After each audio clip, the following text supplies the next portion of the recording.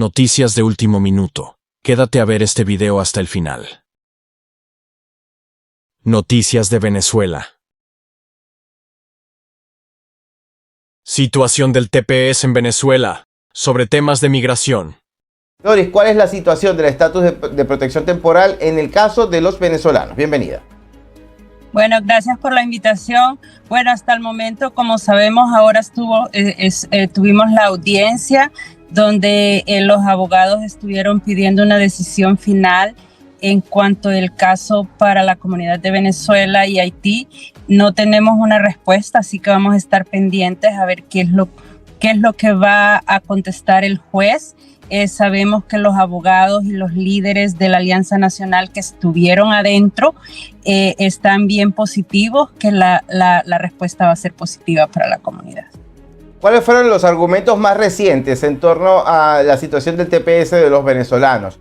¿Cuál fue la descripción que han llevado las distintas organizaciones para llevar y exponer la realidad más veraz en torno a esta comunidad? Como sabemos, la Alianza Nacional tiene miembros venezolanos ya deportados con la decisión que tomó la Corte Suprema, ¿verdad? Donde quitó la protección temporal de los venezolanos y esto creó la deportación. Tenemos miembros que ya están en Venezuela y eso fue uno de los argumentos que se pudo presentar hoy en la Corte. Muy bien, queridos amigos suscriptores de Tendencia Mundial. Les pediría por favor, si les está gustando este tipo de contenido, que puedan apoyarme a darles un like. Ahorita estamos en vivo y en directo, ¿sí? A compartir en sus redes sociales y sobre todo disfrutar de esta transmisión en directo para ustedes. Sigamos viendo esta nota. Impulsar proyectos a favor de beneficiarios TPS. ¿Qué tan grave en estos momentos involucra la debilidad en la permanencia del estatus de protección temporal para los venezolanos? Yo insisto en estos momentos para los venezolanos porque quiero hablar del resto de las nacionalidades. Hay una decisión que hace tan solo horas también generó muchas preguntas, pero quiero hablar en función de los venezolanos. Todavía están en riesgo. Estamos hablando de dos grupos de venezolanos favorecidos por el estatus de protección temporal.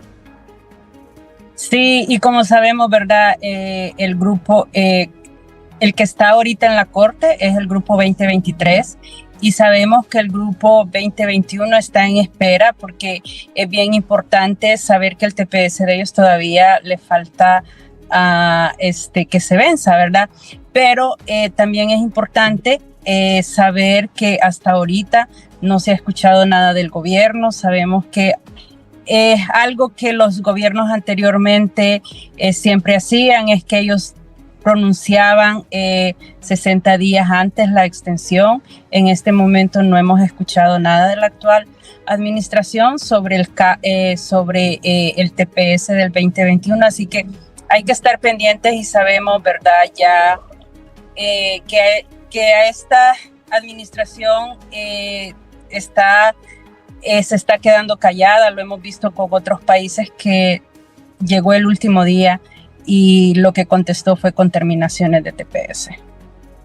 Doris, hablemos de otros estatus de protección temporal nicaragüenses y hondureños. ¿Cuál ha sido el pronunciamiento de una corte que recientemente le extiende un poco más la permanencia a estos inmigrantes? Sí, como sabemos, a nuestros hermanos centroamericanos y también la comunidad de Nepal, su TPS fue terminado. Entonces, la Alianza Nacional presentó la segunda demanda para proteger estas comunidades y recibimos una noticia, ¿verdad? Una noticia donde el juez, la jueza, donde tuvimos la audiencia, la primera audiencia este martes, le extendió esa ventanita de tiempo para estas comunidades hasta el 8 de noviembre, donde van a estar protegidos con el TPS, y esto es importante porque sabemos que mientras ellos estén con esta protección no los pueden despedir de sus trabajos, continúan sus vidas hasta la siguiente audiencia, que va a ser el 8 de noviembre, y vamos a estar escuchando qué es lo que el juez va a decidir. Mira, ahorita creo que lo importante es cómo podemos proteger los grupos, ¿verdad? Entonces nosotros tenemos que ver y ver, todo es negociar, todo es tener el tema y ahorita pues como usted lo mencionó, pero hay otros proyectos de ley, tenemos el de ella, tenemos el Security Act, tenemos el Dream Promise Act. Entonces lo importante es cómo podemos tener la conversación para que estos congresistas y senadores empujen ese proyecto de ley. Es lo importante de cómo organizarnos, porque los proyectos pueden estar ahí, pero si nosotros no los movemos a nivel nacional, eso se va a quedar estancado. Entonces lo importante aquí primero es organizarnos y pasar algo que vaya a proteger a las comunidades, que sea bipartidista. O sea, tenemos que hablar con ambos partidos. Sabemos en estos momentos cuáles son los obstáculos más poderosos que tienen los beneficiarios de TPS o alguna situación migratoria en función de esfuerzos tanto federales en materia de inmigración por parte del Departamento de Seguridad Nacional o iniciativas también bastante similares en contundencia como lo que sucede en el estado de Florida, con el establecimiento de leyes migratorias, con coordinaciones de policías locales y condales para establecer operaciones de inmigración. Ese creo que es un trabajo local y eso es importante, como yo hablo de la organización. Por ejemplo, hoy la Alianza Nacional TPS acaba de llegar a la Florida, donde vamos a estar empezando a trabajar con líderes tepecianos que quieren tomar liderazgo para hacer esos cambios, porque en todo hay que hacer trabajo organizativo, donde se educa, ¿verdad?, el aporte de la comunidad inmigrante, ya sea local y a nivel federal. Y eso es bien importante que nosotros lo entendamos. Yo sé que a veces nos intimida un poco salir, pero es importante organizarnos localmente para crear ese poder de resistencia, porque es importante tener relaciones con alcaldes que conozcan de la historia, de la contribución, y todo ese trabajo se tiene que hacer local. De hecho, decíamos, la Asamblea Legislativa aprobó y ratificó reformas constitucionales que le brindarán la posibilidad a la población salvadoreña de reelegir al presidente de la República de forma indefinida. Además, genera disposiciones transitorias para reducir el periodo actual presidencial hasta el 2027. Esto con el fin de unificar y, por supuesto, ordenar los comicios para presidentes, diputados y alcaldes, optimizando así los recursos y poniendo la decisión final en manos del soberano. Quiero que vean esta nota y venimos platicando de ese tema. Con 57 votos a favor, queda aprobado el fondo de lo solicitado. Los artículos modificados son el 75, 80, 133, 152 y 153 de la Carta Magna para, entre otras cosas, homologar la elección presidencial con el resto de cargos de elección popular, que ya podían ser reelectos por los ciudadanos sin limitaciones. Y nos hicieron creer que modificar la Constitución era malo. Sin embargo, nosotros como generación podemos ver la necesidad que tenemos en estos tiempos de legislar acorde a nuestra realidad. Se están realizando reformas a la Constitución que el pueblo ha pedido y que nunca fueron escuchados. Este es un hecho histórico. Estas reformas, acordadas en una sesión plenaria y ratificadas en una nueva, establecen que el periodo presidencial será de 6 años a partir de 2027 para reducir costos, aumentar la seguridad jurídica a fin de atraer inversión, mayor desarrollo económico y social. Éramos un país que vivía campaña tras campaña, elección tras elección, campaña tras campaña, elección tras elección. Y era parte de un modelo que aún se niega a morir.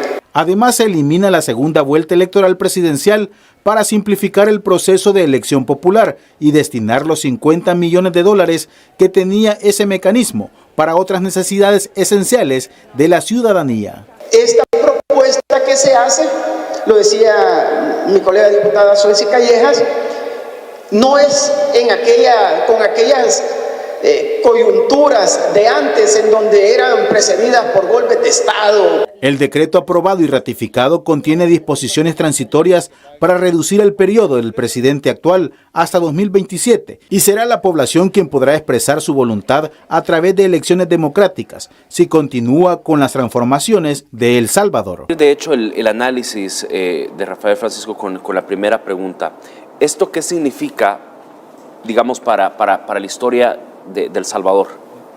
Mira, primero hay que verlo en el contexto de las reformas constitucionales, ¿verdad? Que si uno hace un poco de memoria, siempre estas reformas han sido como muy escasas en la historia del país. Es muy raro que haya habido, digamos, acuerdos para cambiar cosas fundamentales, excepto cuando hubo golpes de Estado, ¿verdad? De hecho, la Constitución actual, que es la de 1983, surge después del golpe de Estado del 79, sí. Y ahí se cambian, digamos, mecanismos, se cambian procedimientos, etcétera. Pero esto no es casual que las constituciones tiendan a hacer difícil el proceso de modificarlas. ¿Por qué razón? Porque las constituciones reflejan de alguna manera digamos, un estado de cosas, un statu quo, ¿verdad? Entonces es comprensible que en la historia del país, si nosotros lo vemos desde el punto de vista económico, político y social, es comprensible que las élites que en el pasado gobernaron, pues no durante décadas, sino que durante siglos, pues hayan tenido, digamos, mecanismos para conservar ese estado de cosas. Entonces lo que se está haciendo ahora con estas reformas es abrir nuevas posibilidades en cosas que son, digamos, pues mucho más importantes que algunos detalles menores que se habían reformado en épocas pasadas. Entonces, primero, estamos en una nueva realidad social, en una nueva realidad política, en todos los órdenes de la vida. Entonces yo creo que muchos estudiosos de estos temas constitucionales ya han expresado opiniones en el sentido de que la Constitución actual ya no está acorde a la realidad actual, ¿va? Entonces ese es el punto. Ahora bien, ¿cómo es el procedimiento para reformar la Constitución? Que es donde ha estado, digamos, la atención en el último año, digamos, en el último año. El procedimiento para reformar la Constitución, de hecho, se reformó ese procedimiento, ¿verdad? Para hacerlo más acorde y más ágil, si hubiese una supermayoría, es decir, a partir de una clara voluntad popular reflejada en la distribución del poder dentro de la Asamblea Legislativa, pues entonces se crea una nueva figura, un nuevo procedimiento, que es que la Constitución se puede reformar en una legislatura y en otra ratificar con los 2/3 de los votos, o se puede ratificar esa misma reforma en la misma legislatura con el 75% de los diputados, que son las 3/4 partes. Entonces, lo que ha ocurrido simple y sencillamente, y más allá de las pasiones que en algunos pueda despertar, lo que ha ocurrido simplemente es una reforma constitucional conforme a los procesos legales de reforma que se habían venido teniendo digamos, en el corto plazo, en el pasado. Pues, entonces, ese procedimiento que ya se estableció, que ya se ratificó y que ya está en vigencia, es el que se ha usado para estas reformas. Y son reformas en donde no se han tocado eso que algunos han dado en llamar las cláusulas pétreas, ¿verdad? Como que son cosas imposibles de cambiar, ¿verdad? Que eso de por sí lleva a otra discusión en el ámbito legal y en el ámbito social, ¿verdad? Sino que lo que se ha hecho es otorgarle a la población una posibilidad que estaba vedada desde hace mucho tiempo, que es precisamente la posibilidad de que si la población decide que un gobernante deba optar a un nuevo mandato, lo pueda hacer, porque si la población considera que el rumbo del país es el correcto, pues entonces ese gobernante puede optar a un nuevo mandato. Entonces, lo que se ha hecho es otorgarle a la población una posibilidad que estaba vedada desde hace mucho tiempo, que es precisamente la posibilidad de que si la población decide que un gobernante deba optar a un nuevo mandato, lo pueda hacer, porque si la población considera que el rumbo del país es el correcto, no hay ninguna lógica en impedirle a la población que se pueda expresar a favor de renovarle el mandato las veces que sea necesario a este mandatario. Entonces, eso es lo que ha ocurrido. Hay algunas otras cosas por ahí que podemos comentar en el programa, pero básicamente ese hecho de permitir la postulación para una reelección y someterse a la voluntad popular de un mandatario, de un presidente, eso es lo que ha causado, digamos, bastante revuelo, tanto en quienes apoyan esa iniciativa, como en algunas personas que están en contra y que han reaccionado pues de una manera un tanto alterada, pienso yo. Claro. De hecho, hay un tema muy importante en estas reformas constitucionales, sobre todo el artículo 75 y 152, que otorga, y esto no se había visto antes en la historia de nuestro país, otorga a los salvadoreños, y como siempre ha haber sido, otorga a los salvadoreños el poder total para decidir hasta cuándo llega el presidente Nayib Bukele o hasta cuándo ya no llega el presidente Nayib Bukele. Así es que esa es una cuestión bien interesante que por alguna razón, probablemente entre ideológica y por intereses, creo que se ha querido tergiversar bastante. Sí. Estamos viendo en medios opositores, en voceros opositores, en cadenas de noticias que tienen agenda opositora, que están, digamos, distribuyendo una narrativa de que aquí, como que fuera que por decreto se ordena o se establece que el presidente de la República va a continuar en el cargo indefinidamente. No es así, no es así. Lo que ha ocurrido es que se le da la posibilidad de presentarse a reelección sin que haya un límite de veces, pero en última instancia es la población la que decide. Es decir, si la población en determinado momento siente que el presidente de la República ya no conecta, ya no responde a los intereses de esa población, pues será la misma gente la que va a decir, aunque este presidente se presentara a reelección, será la misma gente la que podrá decir, miren, ya no lo queremos, vamos a votar por otro. Y 2027 ¿verdad? Va a ser la oportunidad, pues, para que la gente de pronto muestre ese respaldo o no. Claro, si es que en última instancia lo que se olvida de este relato de que aquí se murió la democracia, de que lo que se olvida de ese relato es que de lo que depende la democracia no es de si el presidente decide postularse para un nuevo mandato, sino de que si la gente va a respaldar esa postulación en un proceso de elecciones plenamente libres. Eso hay que subrayarlo porque muchas veces se tiende a comparar de una manera superficial lo que ha pasado en El Salvador con lo que ha pasado en otros países. Específicamente hay muchos dentro de las voces opositoras que dicen, pero es que miremos el caso de Venezuela, miremos el caso de Nicaragua. Miren, les recuerdo que ahí hay un abismo de diferencia, porque en el caso de Venezuela, el punto en discusión no es si el usurpador Nicolás Maduro se puede postular para un nuevo periodo. El punto es que se postuló y el pueblo lo rechazó, casi que le duplicó la votación en contra, y él lo que hizo simplemente fue robarse las elecciones. En el caso de Nicaragua, ¿qué es lo que hace Nicaragua?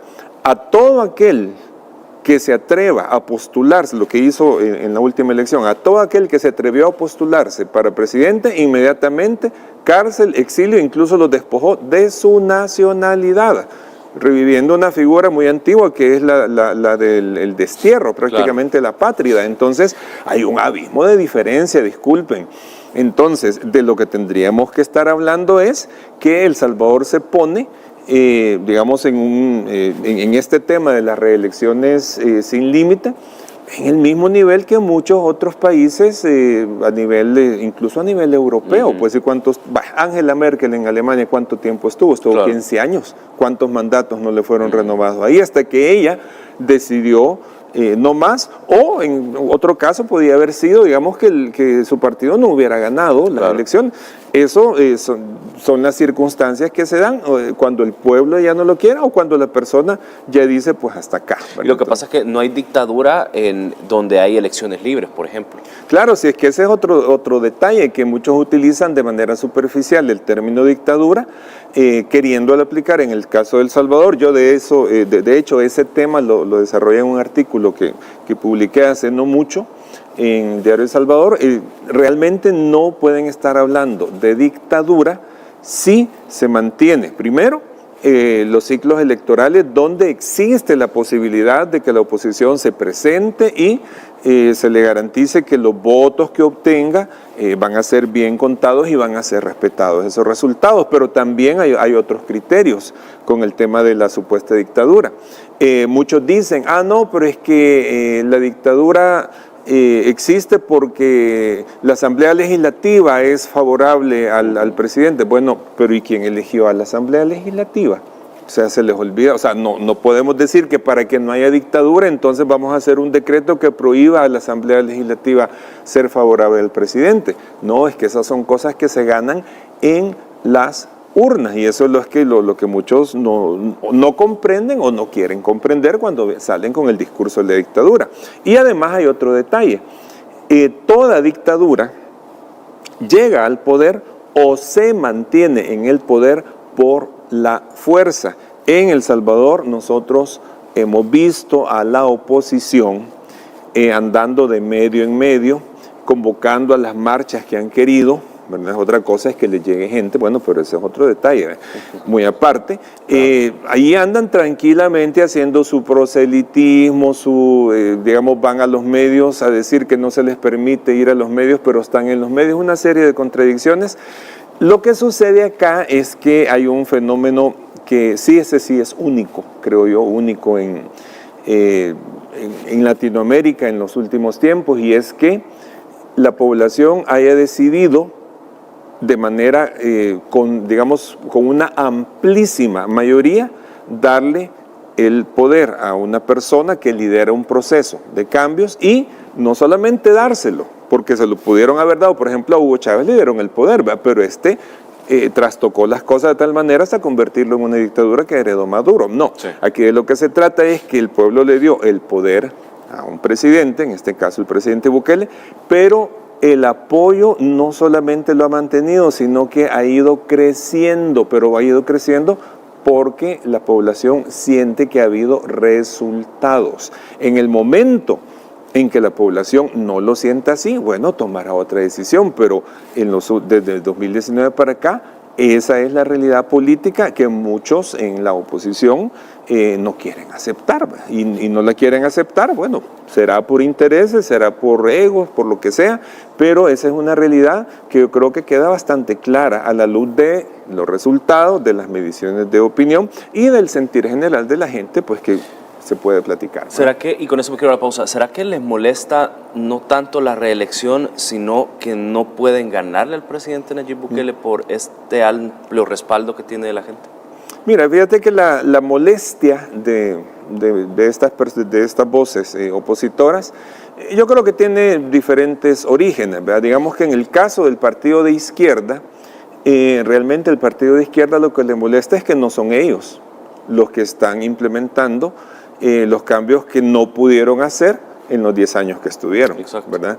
En el caso del partido que representaba anteriormente a la derecha, que es el partido Arena, yo creo que, digamos que ellos, yo no sé si es que realmente les molesta por una situación ideológica, que yo no lo creo, porque ideológicamente pues no tendrían por qué molestarse si en el país se tiene una política de libre empresa, de desarrollo económico, y no es lo que siempre defendieron ellos. No, lo que les molesta a ellos, creo yo, es sentirse irrelevantes, ¿verdad? Sentirse que ya no controlan, que ya no influyen, y que sus propios patrocinadores los han abandonado, que esa es otra cosa interesante, ¿verdad? En el Partido Arena, los que otrora fueron los patrocinadores, los grandes financistas, los han abandonado, y ellos se han quedado ahí como una inercia sin mayor sentido, ¿verdad? Y hay otras personas, bueno, será por ego, será por necedad, será por vocación de oposición permanente, hay tantas cosas, pero lo que sí te puedo decir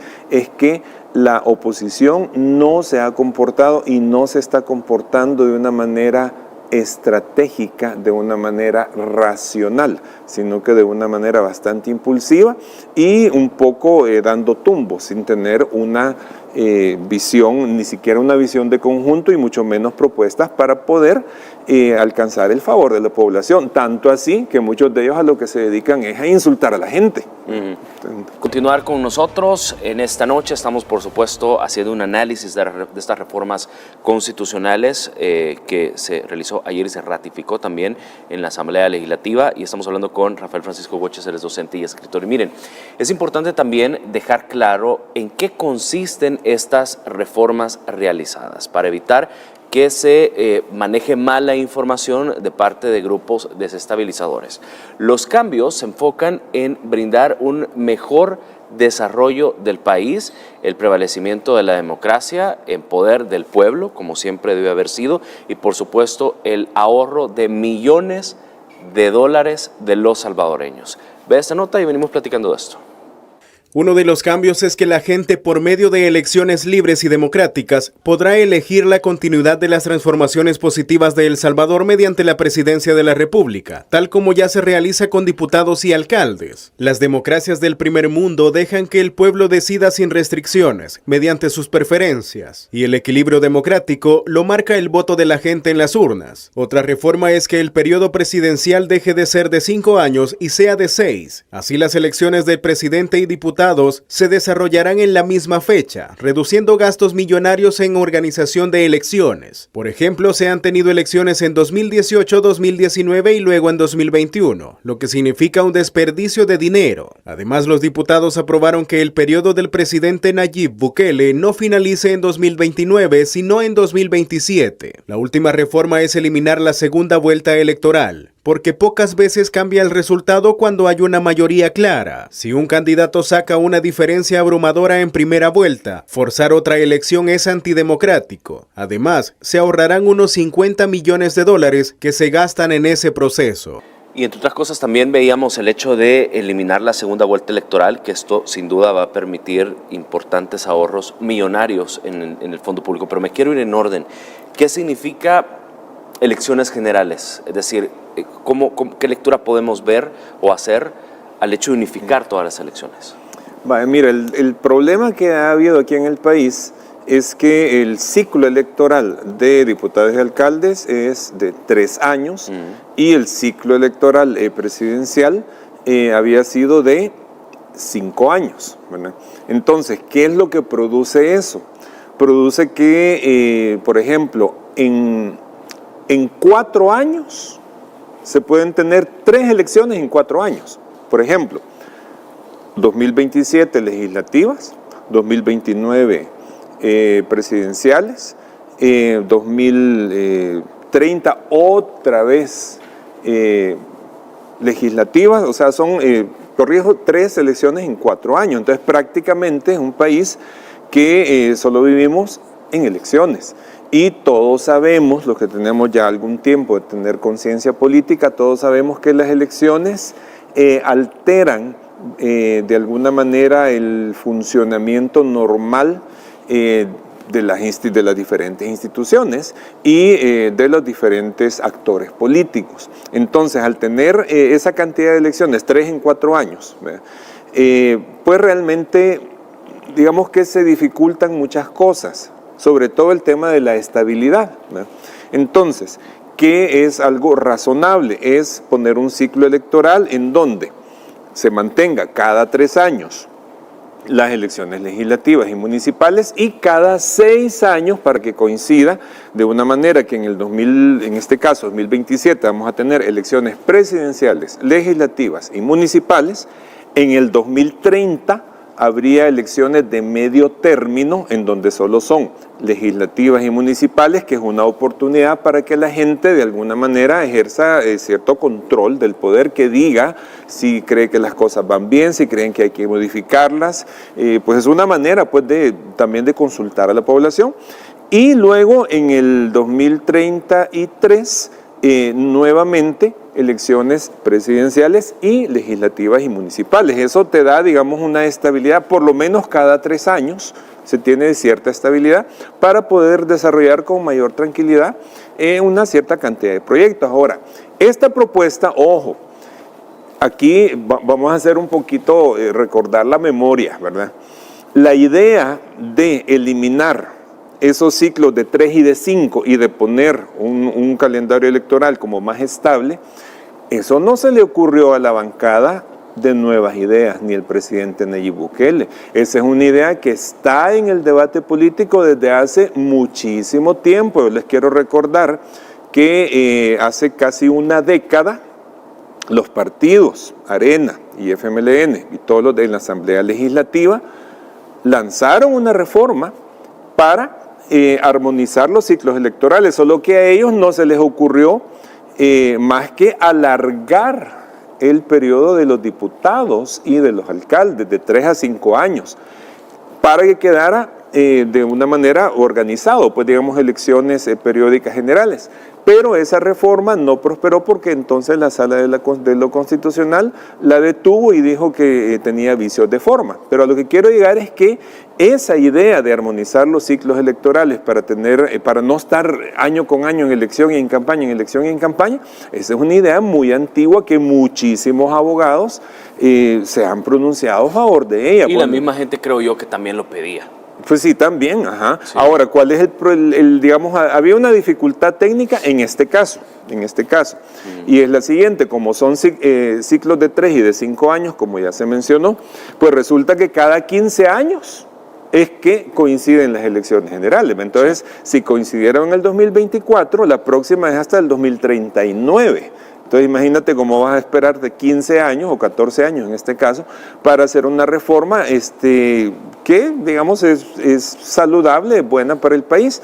Entonces la única manera de todas las posibilidades que a uno se le puedan ocurrir para comenzar a armonizar estos ciclos, la posibilidad más razonable, no perfecta, pero la posibilidad más razonable es la que se tomó, que es en 2027 hacer estas elecciones generales, para lo cual se tenía que recortar 2 años el mandato del presidente Bukele, de pasarlo de 2029 a 2027.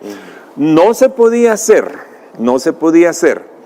de que nos esperáramos hasta el 2030, porque entonces eso hubiera implicado caer en una inconstitucionalidad, que era alargarle el periodo vigente en un año más para llegar hasta 2030, pero eso hay una norma constitucional que impide, ¿verdad? Porque eso hubiera sido prácticamente una cosa de escritorio. Entonces, pues lo más razonable es lo que se hizo. En 2027, que es lo que va a haber, elecciones presidenciales, legislativas y municipales, y ahí la población va a tener la posibilidad de elegir pues lo que le parezca más conveniente a partir de las propuestas que se presenten. Hay mucha gente, y quiero hablar de eliminar la segunda vuelta electoral, que obviamente va a permitir un ahorro importante. Algunos cálculos se hablan de $50 millones en ahorros, y mucha gente dice la segunda vuelta es costosa, y en la práctica muchas veces, pocas veces mejor dicho, cambia el resultado cuando hay mayoría.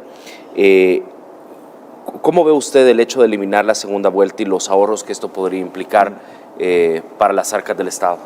Vale, mira, con respecto a la segunda vuelta, yo creo que este es un debate sí más interesante, porque estamos hablando de constructos políticos, o sea, estamos hablando de que no hay ninguna ley natural que te diga qué es lo más justo o lo más adecuado. Estamos hablando de sistemas de competencia que son elaborados por el ser humano.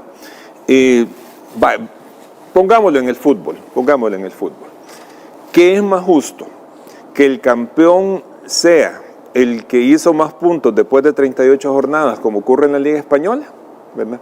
¿O que el campeón salga de un playoff en donde se van eliminando hasta llegar a la final, ¿verdad? Entonces, ambos sistemas tienen sus pros y sus contras. Lo mismo podemos decir con respecto al constructo político electoral de que es más justo, que es más lógico, que es más racional. Sí, que gane aquel candidato que obtuvo más votos en una sola elección, o que de esa elección se tomen los dos más votados si ninguno logró el 50% más uno y haya una segunda vuelta. Los dos sistemas tienen sus pros y sus contras. Aquí tampoco es que vamos a satanizar ninguno de ellos. Por decirte algo, el sistema de segunda vuelta, caso Guatemala, actual presidente Bernardo Arévalo, ¿verdad? Movimiento Semilla, ¿cuánto obtuvo este candidato en primera vuelta? En primera vuelta los dos candidatos más votados fueron Consuelo Porras y Bernardo Arévalo. Bernardo Arévalo anduvo alrededor del 12%, imagínate. O sea, estamos hablando de que apenas 1 de cada 10 guatemaltecos lo consideró la mejor opción, ¿verdad? Pero como hay segunda vuelta, entonces resulta que se toman los dos que quedaron, uno con 12 y otro con un poquito más, creo que fue con 16. Sandra Torres, perdón, me corrijo, no es la señora Porras, esa es la fiscal. Sandra Torres, ¿verdad? Quedó como con el 16, algo así.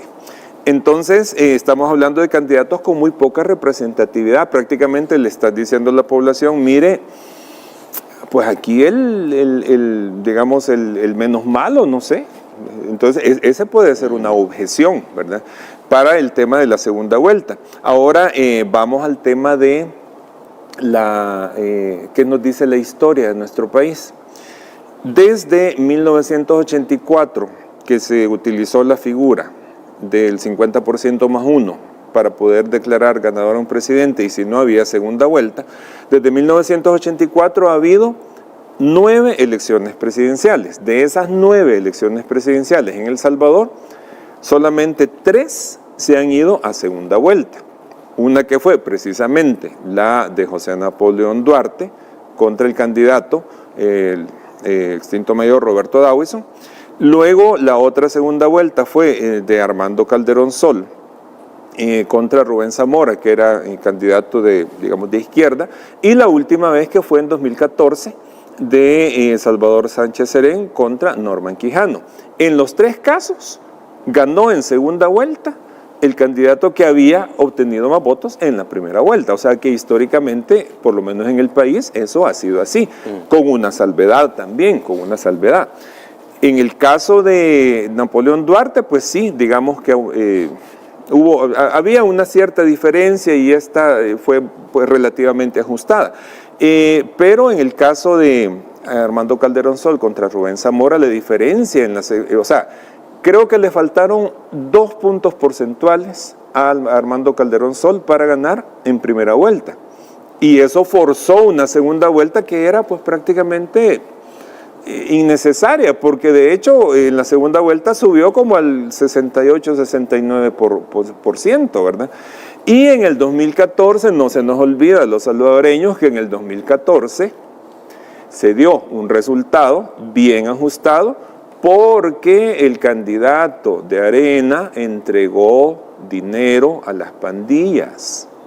Las pandillas fueron actores importantes en 2014. Entonces esa fue la segunda vuelta más reñida. ¿Pero por qué? Porque hubo influencia de grupos delincuenciales, ¿verdad? Entonces esos podrían ser argumentos que se ocuparan en contra de la segunda vuelta.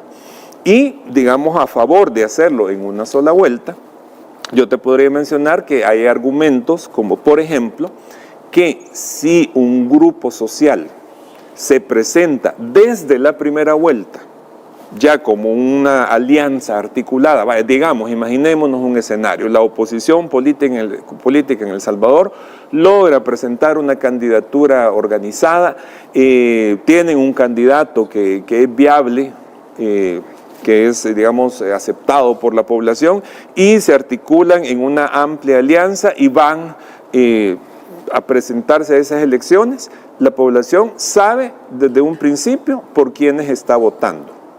Pero ¿qué es lo que sucede cuando hay segundas vueltas? Cuando hay segundas vueltas, resulta que se presentan por separado. Muchas veces la población utilicemos la antigua dicotomía de izquierda y derecha. Solo para ilustrar, imagínate que hay un candidato de izquierda, hay un candidato de centro derecha y hay un candidato de derecha, bastante radical.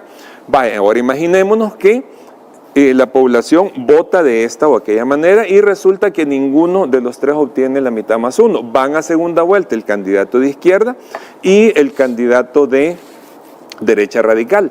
Pero resulta que el candidato de izquierda negocia bajo la mesa acuerdos con el candidato de centro derecha y se lo jala para este lado. Eso no es construir alianzas, eso es, digamos, hacer componendas, y que resulta que al final la mayoría de la gente que había votado por la derecha no va a haber representado en el candidato de izquierda, que es el que al final va a acceder al poder. Si esto le suena parecido a lo que ocurre en España, analicen ese caso y van a ver, ¿no? Reelegir a su mandatario si cumple con su promesa de transformar el país. Ahora, mientras tanto, Arena llora por lo que considera abusos. Olvida que hace años celebraba la misma regla: cuando le convenía, la mayoría manda, les guste o no. Esta frase célebre que por supuesto la vamos a recordar en la siguiente nota.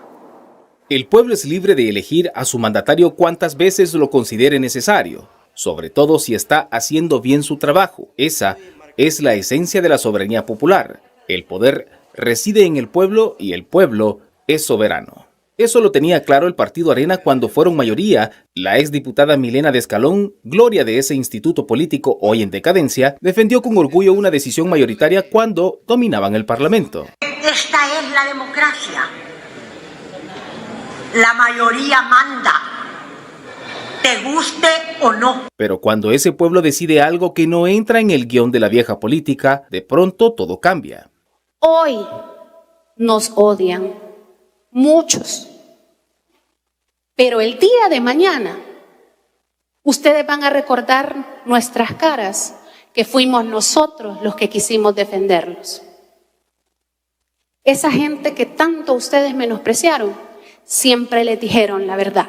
Las reglas se reinterpretan, pero se acostumbraron a utilizarla como un comodín de moral de la democracia, esa misma que los redujo a una bancada legislativa de 2 diputados y su voz se pierde entre quejas de abusos e inconstitucionalidades. Parece ser que su amor por la democracia tiene una cláusula de exclusión, que no gane quien no les gusta. Mientras tanto, la Asamblea Legislativa electa por un pueblo soberano trabaja en garantizar estabilidad jurídica para las inversiones que impulsa el presidente Nayib Bukele, no para enriquecer a unos pocos, sino para desarrollar un país que por primera vez en décadas dice basta la corrupción, y aunque le duela a esa oposición, el pueblo ya no necesita su permiso para decidir su futuro.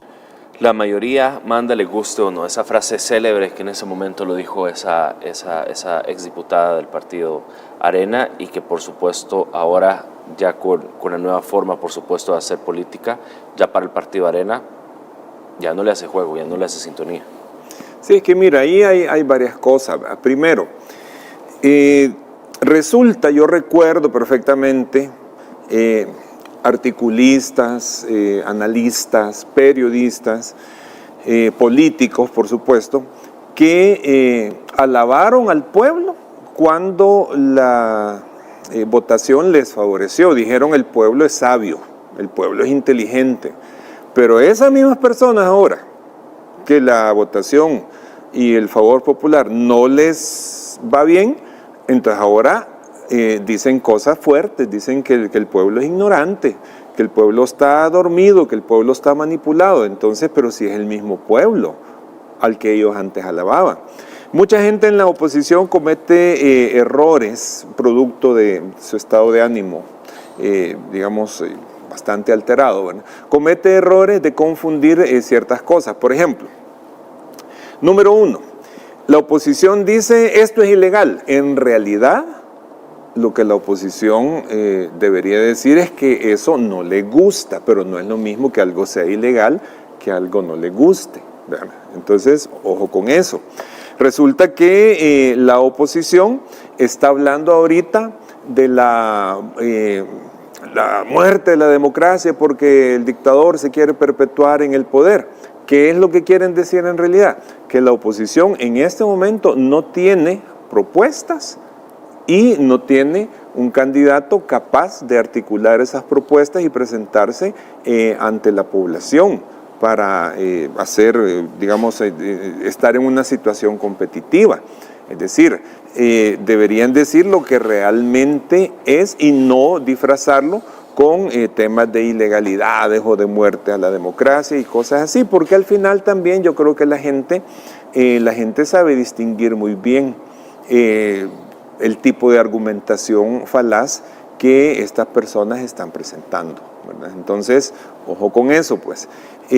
A nivel internacional, por supuesto, habrá quien les compre ese relato, pero también el pueblo salvadoreño y todos estamos bastante conscientes de cuáles son los medios que reproducen ese tipo de discursos. Fíjate que hay un medio, una cadena importante a nivel mundial, que titula en una nota de este día y te dice así: reacciones ante las reformas constitucionales promovidas por Nayib Bukele.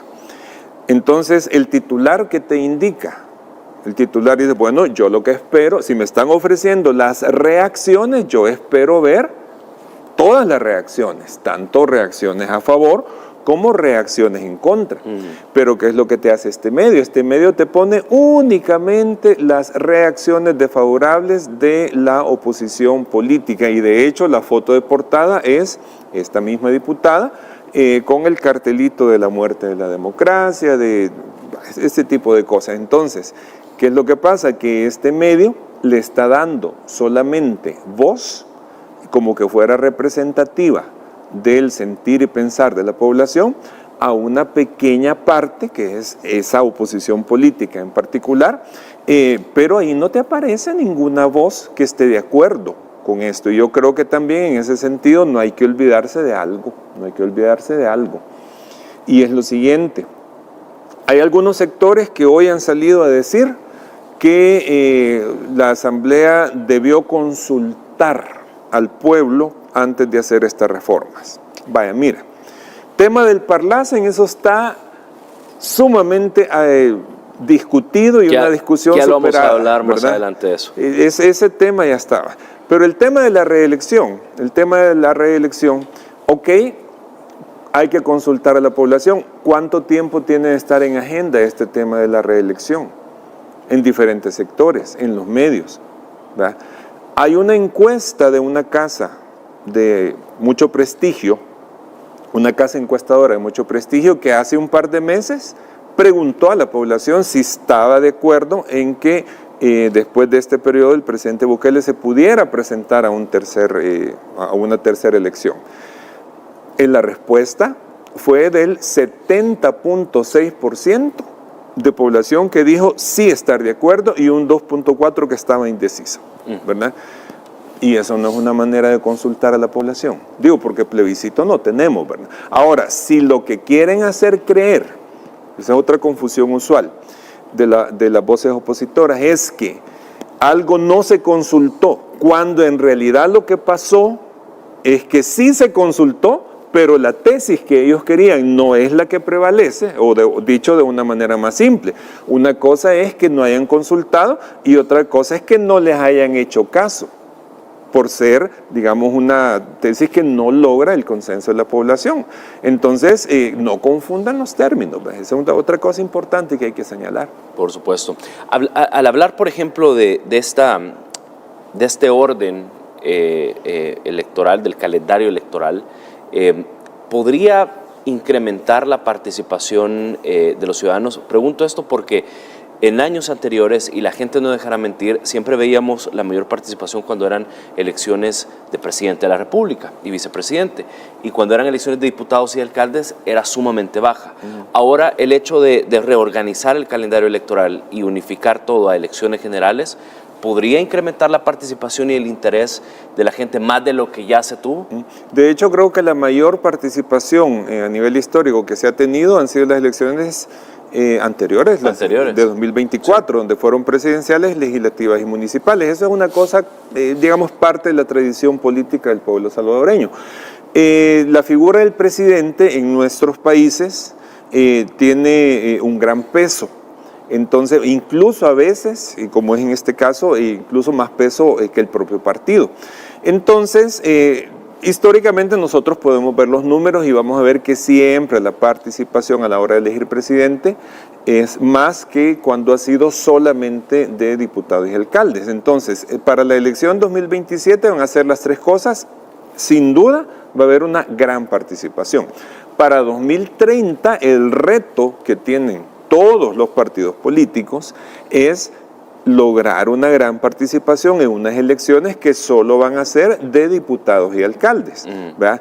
Porque, insisto, eso ya lo hemos visto repetidas veces en eventos electorales, eso es, digamos, parte del comportamiento normal del electorado, pero ahí les queda un área de mejora para los partidos políticos, ¿verdad? Para que logren involucrar a la población y que la población entienda también la importancia que tiene cada cargo, porque hay mucha gente que... o sea, digamos la tradición, mucha gente que dice solo es el presidente. No, el presidente es una parte muy importante, pero la parte legislativa también, y en este caso es muy decisiva. Entonces, digamos, un elemento que se me ocurre que sí podría ser un incentivo para que la gente vaya a votar en niveles parecidos en las elecciones de 2030, que solo son legislativas y municipales, puede ser el siguiente. La gente no va a estar saturada de elecciones. Es que esa es otra cosa también. Sí. O sea, digamos, si tenés elecciones 2027, 2029, 2030, y no sé, o sea, tenés una cantidad enorme de elecciones, la gente también se cansa de estar solo en campaña. Claro. Es que eso es desgastante, la gente necesita tiempo para realizar sus actividades cotidianas sin estar siendo... bombardeado de campaña. Exactamente, claro. Y si te digo, mira, si yo que paso bastante tiempo en redes sociales y especialmente en Twitter, ahora llamada X, es que es desgastante estar escuchando todo día y noche, ya ni las vacaciones, pues, ¿verdad? Entonces, creo que la gente también puede motivarse a participar más en la medida en que sean ciclos electorales más distanciados. Más ordenados. Y más ordenados, así es. Ayer estábamos hablando, de hecho, con uno de los analistas, con Juan Contreras, y hablábamos y decíamos que realmente va a tener un gran reto el Tribunal Supremo Electoral. Sí, de hecho, este tribunal que acaba de entrar, pues, o sea, claro. Toca renovar esos procedimientos para que no se repitan los errores de elecciones anteriores, ¿verdad? Fíjate que en las últimas elecciones siempre ha habido cosas que eran fácilmente previsibles que no fueran a ocurrir. Por ejemplo, en las últimas elecciones de 2024 se cometió un grave error y creo yo que una gran injusticia para los salvadoreños en el exterior, porque les habilitaron centros de votación, pero se les olvidó algo que aquí en el país es bastante normal. Se dice, se cierra a las 5 de la tarde, supongamos que haya sido la hora, ¿verdad? Pero los que estén en cola tienen derecho a votar. En muchos lugares de votación de salvadoreños en el exterior no fue así. Se terminó a esa hora y cerraron, y los que estaban en cola y no entraron, bueno, lo siento mucho. Entonces, eso se tuvo que haber previsto. Un descontento. Ajá, y de hecho mucha gente salió protestando. Entonces tienen que ser cosas más ordenadas. En elecciones anteriores, pero digamos, han fallado a veces los sistemas de resultados preliminares, lo cual en estos tiempos de tecnología es imperdonable, ¿verdad? Entonces, y eso genera a veces muchas tensiones innecesarias. Al final los que fallaron fueron resultados preliminares, y por último se hizo el escrutinio y estaban mesa por mesa y los vigilantes a la vista de todo el mundo contando votos, y pues yo creo que no hubo ninguna duda razonable, pues, de que realmente el proceso se hizo bien. Pero ese tipo de cosas yo creo que el Tribunal Supremo Electoral tiene que ponerles mucha atención para que no se vaya a dar lugar a que personas aprovechadas e interesadas en deslegitimar el proceso encuentren algún pequeño asidero del cual agarrarse y empezar a soltar un discurso de fraude, que es lo previsible en algunos voceros de la oposición. Eso te lo digo. Ahora bien, el tema también de unificar las elecciones y hacer unas elecciones generales, no solo va a permitir que la gente le cumpla lo que siempre ha pedido, que no vivamos en eterna campaña, sino también te va a permitir un ahorro importante. Algunos datos se hablaban de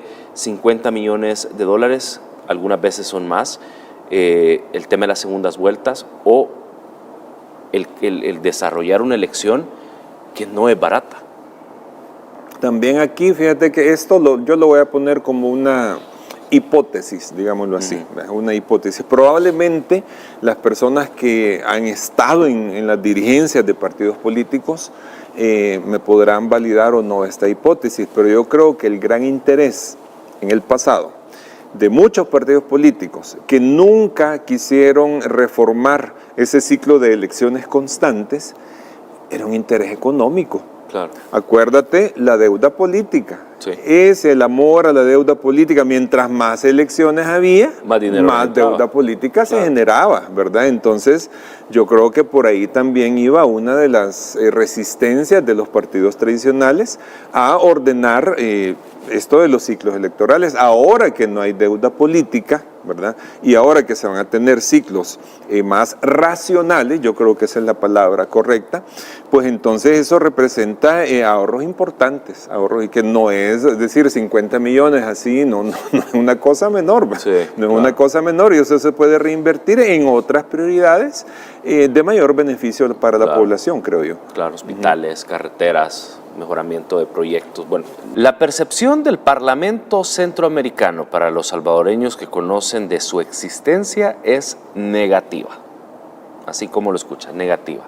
Ha sido considerado, de hecho, como una semilla, si lo queremos ver así, o como un costal de alto consumo económico e incluso un asilo de corruptos. Ve esta nota y venimos platicando de este tema.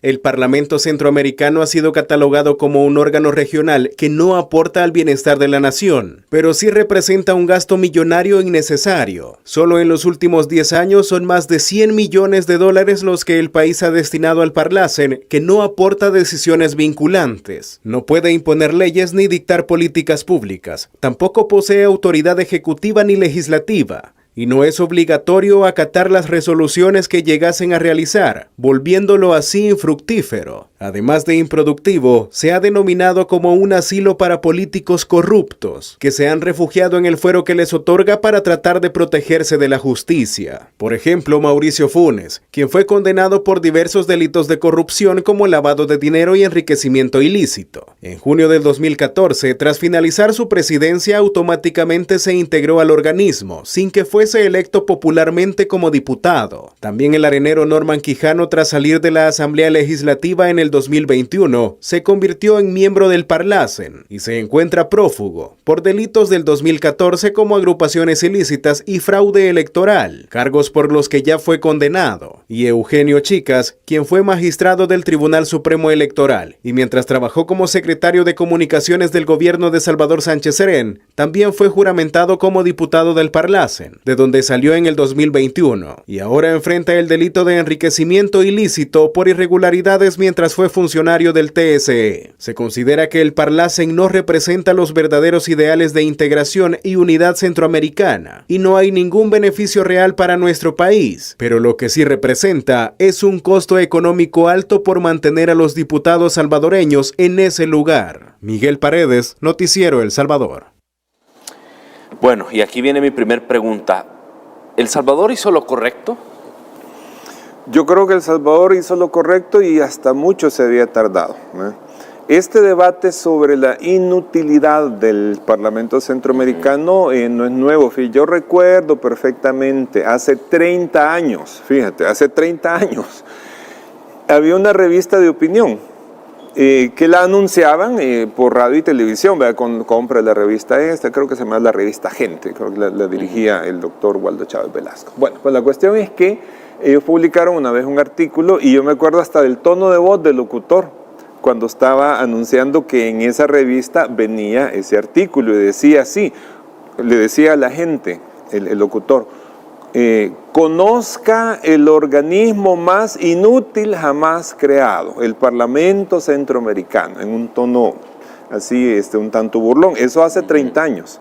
O sea, ya estaba claro que el Parlamento Centroamericano desde sus orígenes venía viciado. Es como que, o sea, cualquier gente te lo puede decir, es un organismo por gusto, o sea, no sirve de nada. Y no sirve de nada, bueno, en primer lugar, porque sus decisiones o sus resoluciones, llamémosle así, las resoluciones del Parlacen, aunque se planteó a nivel de discurso como algo pues casi equivalente al Parlamento Europeo, ¿verdad? De hecho, la idea de un Parlamento regional se vino gestando durante la época de la guerra para gestionar conflictos, etc. Al final se le dio forma, pero las decisiones no son vinculantes. O sea, ¿qué significa? Que el Parlacen puede emitir una resolución en calidad de recomendación. Ningún gobierno está obligado a seguir esa resolución. Y por otra parte, también yo digo, bueno, imagínate un parlamento centroamericano hoy. Imaginémonos que se hubiera reformado y se le hubiera dado más fuerza y se hubiera dicho, ok, entonces ahora las decisiones van a ser vinculantes. Imagínate que las decisiones que afectan al pueblo salvadoreño van a estar en manos de gobiernos como el de Nicaragua o como el de Honduras o como el de Guatemala, que ni siquiera dentro de Guatemala le hacen caso. Entonces yo creo que definitivamente hasta mucho nos habíamos tardado, aparte de que cuando decimos Parlacen, Parlamento Centroamericano, estamos hablando de situaciones delincuenciales, ¿verdad?, de diputados del Parlacen que estuvieron relacionados con temas de drogas y que tuvieron un final trágico. Estamos hablando de refugio de expresidentes que se fueron a amparar ahí para tener inmunidad en sus países, lo que intentó hacer Mauricio Funes, ¿verdad?, lo que hizo Jimmy Morales de Guatemala, ¿verdad?, bueno, otros casos, otros políticos como Norman Quijano, ¿verdad?, que digamos, lo pusieron en la planilla del Parlacen con ese fin, nada más para protegerlo de investigaciones penales por haber negociado con las pandillas aquí en El Salvador, y que esa inmunidad ya le fue retirada y estamos después esperando su deportación. Y lo que pasa es que veías al Parlacen como y los mismos salvadoreños, no lo digo yo, los mismos salvadoreños lo han dicho en las calles, en diferentes lugares donde han tenido este tema obviamente en agenda de la plática, era la cuna de corruptos. Si lo queremos ver así. Aparte de que no tenía ningún beneficio para la población, lejos de eso, tenía ese tema del perjuicio. O sea, terminabas de la Asamblea Legislativa y automáticamente saltabas al Parlacen. Claro, y hacer pues prácticamente... Y con fuero hasta que los delitos prescribieran. Ajá, porque esa era un poco la intención, un poco la intención oculta, ¿verdad? Pero ahora bien, salirse del Parlacen, que es una cosa que yo por eso siempre admiro la decisión, la valentía, la coherencia que tuvo Costa Rica desde el inicio, que ellos no le vieron mayor futuro, y aunque asistieron así a ver qué va a hacer eso, ellos dijeron, no, nosotros no nos vamos a meter en eso. Costa Rica desde hace mucho tiempo dijo, nosotros nos apartamos de eso. Pero bueno, más allá de esas anécdotas, yo lo que sí creo importante es que al mismo tiempo que El Salvador se retira del Parlacen, y no sé si esto va a tener un efecto en cadena, porque ya no sé qué sentido va a seguir teniendo ese organismo en otros países que todavía están ahí, sí hay un elemento importante que se ha mencionado, y es que hay que darle un impulso a la integración centroamericana a través de otros organismos que sí han demostrado ser mucho más funcionales. En concreto, el SICA, el Sistema de Integración Centroamericano, yo creo que ahí se han logrado acuerdos beneficiosos para los países que facilitan la integración, y que ahora pues es de darle el apoyo a ese organismo para que al final, mira, yo personalmente, aunque mucho se habla de la Unión Centroamericana, yo no estoy tan convencido de que sea un ideal posible después de tantas décadas, pero sí creo que hay algunas cosas que podrían hacerse operativas. Por ejemplo, en Centroamérica, mira, sinceramente me parece que las fronteras son bastante absurdas en Centroamérica. Las fronteras en el sentido de una cantidad de trámites que hay que hacer, como que, o sea, si somos países hermanos, que podría para cosas comerciales se podría facilitar mucho ese tránsito, para trámites personales de turismo, etc. De hecho, se ha venido reduciendo la burocracia. Muy similar a como es la Unión Europea. Ajá, entonces, que sin que cada país pierda su identidad y sus, digamos, su autonomía, pero el término del fronterizo se tiene que hacer mucho más expedito. Incluso se han dado pasos importantes en ese aspecto, al menos por parte de El Salvador, que eso te lo reconocen hondureños, guatemaltecos y nicaragüenses que vienen de allá para acá, que te dicen, bueno, aquí los trámites son mucho más rápidos. Entonces, cosas como esa, aparte de otros acuerdos comerciales que se pueden tener. Ojo, el SICA es, creo yo, el camino para fortalecer esa integración centroamericana. Ahora bien, muchos diputados ayer, de hecho, cuando estuvieron firmando y leyendo obviamente esta declaración, decían no representa los verdaderos ideales de integración y unidad centroamericana. Y el Parlacen decía no ha sido capaz de generar ni un solo beneficio para El Salvador ni para la integración centroamericana. Sí, es que esa es una realidad y es una realidad desde hace décadas. Yo por eso insisto, hasta mucho nos habíamos tardado. Pero ¿por qué razón es que los partidos tradicionales no habían tenido iniciativas en este sentido? Y qué bien que sí, el Partido de Nuevas Ideas tuvo, pudo escuchar los comentarios y digamos la opinión de la gente. Pero ¿por qué no lo hicieron los partidos anteriores? Bueno, porque ahí tenían esa posibilidad de refugiar a personas que hubieran cometido delitos. Y últimamente se da todavía una situación todavía más absurda, que es la siguiente. Diputados de partidos de oposición que ante la inutilidad evidente y el rechazo del Parlamento Centroamericano por parte de la población, escribieron y declararon y dijeron en su momento que sí es cierto, el Parlacen no sirve para nada y que estaban de acuerdo en que pues El Salvador debería salirse de eso, pero que al momento de votar por el retiro de El Salvador del Parlacen, votaron en contra o se ausentaron para no comprometer su voto. Bueno, entonces ¿en qué quedamos? Pues una incoherencia, porque resulta que están a favor de que se haga algo mientras no se hace, pero cuando ya se va a hacer, resulta que están en contra o no acompañan. Entonces, digo, ¿qué pasó ahí con la coherencia? Pues, el chicho de limonada, díganme qué es. Bien, se me acaba el tiempo, Rafael Francisco, pero de verdad quiero agradecerle por estar con nosotros esta noche y acompañarnos y bueno, darnos a conocer, por supuesto, este análisis que usted siempre me gusta cuando dice es un punto de vista ciudadano. Así es, uno da aportes, opiniones, pero en última instancia es cada persona la que analiza y saca sus propias conclusiones. Amigos, hemos llegado al final de esta noticia. Si te ha gustado, por favor, dale like y comparte. Suscríbete si te gusta este tipo de contenidos. Soy Wilson Valencia y nos vemos en un próximo video. Gracias.